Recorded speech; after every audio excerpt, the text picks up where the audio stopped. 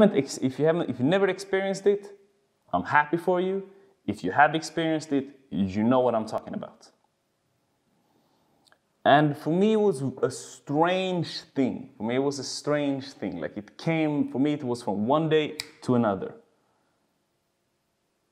Now when my panic, because I had panic anxiety, all right? But I was always very anxious. Now when I'm older and I can backtrack what I'm, like myself, my higher self, I can backtrack the voices I always had in my head. I was always very conscious of the negativity that I saw and I felt inside of me. But I couldn't control it. Like I was very anxious of what other people thought about me, like when I was dancing, for example. Like me being on stage, doing another person's choreography, like dancing, doing choreography classes and looking in the mirror, like it was always a tough thing for me. And then I grew up with a lot of racism where I'm from, so I had a lot of strange experiences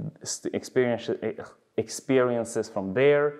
So I was always where I lived, I was always the black kid. But then when I started because I was the only guy who had color. But then when I started meeting the people that who had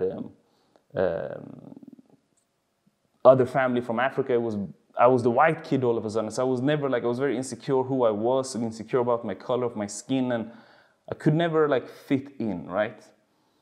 For me, that's how I felt at least.